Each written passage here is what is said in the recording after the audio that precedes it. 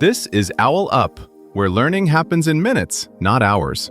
For a deeper journey, explore all our courses at owlup.co.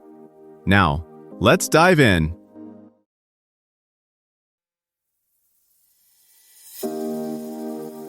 Welcome back to Your First Garden, and today in Chapter 3 we're talking about the tools that'll actually make your gardening life easier, not the fancy gadgets that look pretty but gather dust in your garage.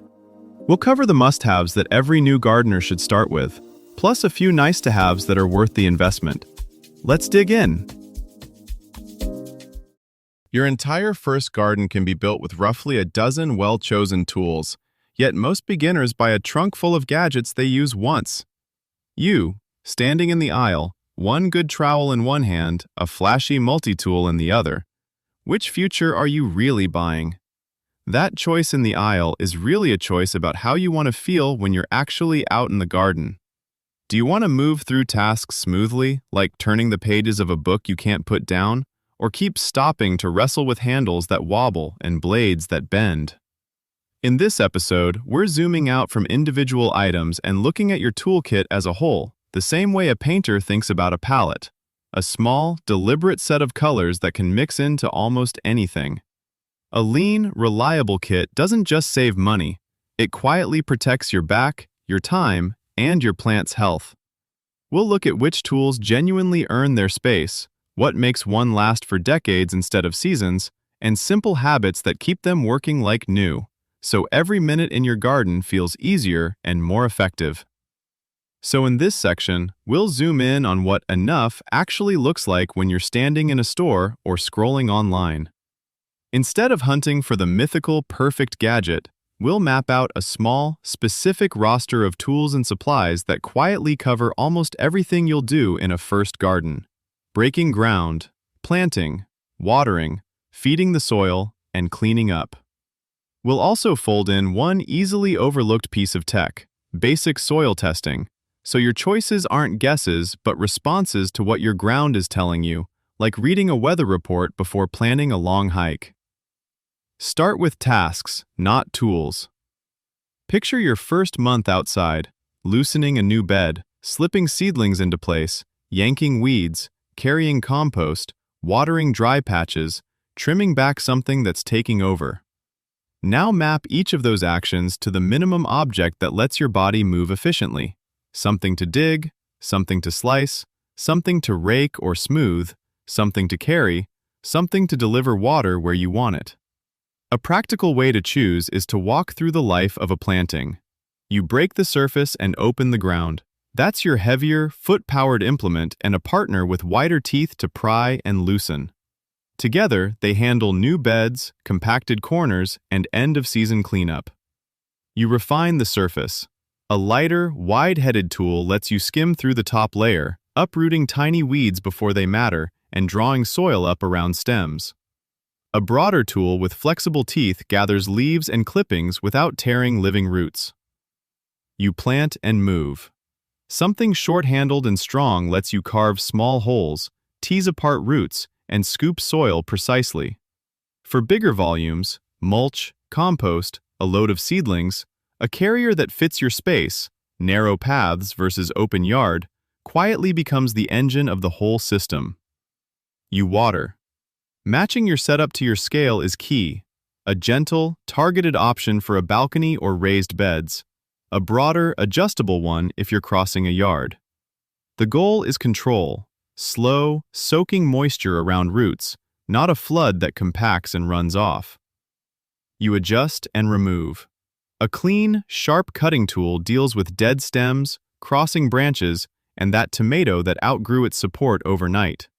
This is also your precision instrument for taking cuttings or trimming away disease. You protect yourself and the soil. Hands that don't slip, blister, or fear thorns move faster and more confidently. A small stash of materials that feed and cushion the ground lets every planting recover from disturbance and hold water longer. Finally, you listen to feedback.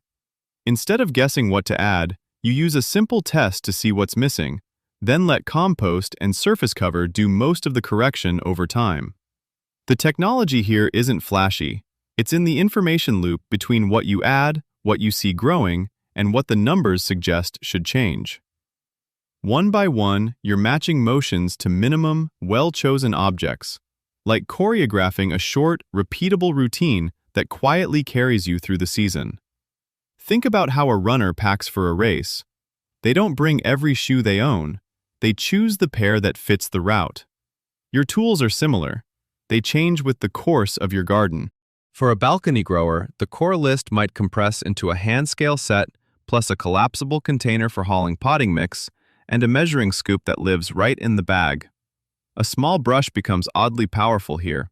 It flicks dry mix from threads and zippers, keeps drainage holes open, and clears spilled seeds so it doesn't sprout where you walk. In a shared community plot, the same ideas stretch differently. Color tape your handles so they come home. Add a simple lockable box to protect edges from weather and theft, and keep a labeled spray bottle for disinfecting blades between neighbors' beds. On a windy, dry site, one extra tool might simply be a stack of old cotton sheets or burlap. Emergency shade and windbreak for transplants when forecasts jump. Most households now spend more on lawn and garden than on books or movies, yet the real shift ahead isn't more stuff, it's smarter stuff. Expect tools that quietly log how and where you use them, then nudge you. You prune most on Saturdays, time to disinfect? Moisture-sensing nozzles may refuse to waste water on already damp beds. Manufacturers will likely score tools not just on strength, but repairability, so a broken handle becomes a quick swap, not a trip to the landfill. Your shed starts to feel less like storage, more like a small, evolving lab. Over time, you'll notice which handles your hands reach for without thinking. That's your real syllabus. Let curiosity lead. Try one unfamiliar tool each season, borrow before you buy, and keep a tiny notebook in the shed for discoveries. As your notes grow, your kit will read like a travel journal of places you've dug, watered, and slowly learned to understand. Before next week, ask yourself, where in my current setup am I constantly making do with the wrong tool, like using kitchen scissors instead of a proper utility knife? And what's one specific upgrade I can order or pick up today to fix that?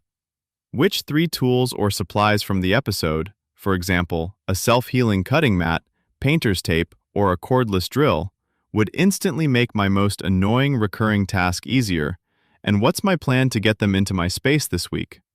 Looking at my workspace right now, what rarely used gadgets or duplicates could I donate or box up so the essentials from the episode can actually be visible, reachable, and ready to use? This was OwlUp, your daily step forward. To keep learning with structured courses and more insights, go to owlup.co. Until tomorrow!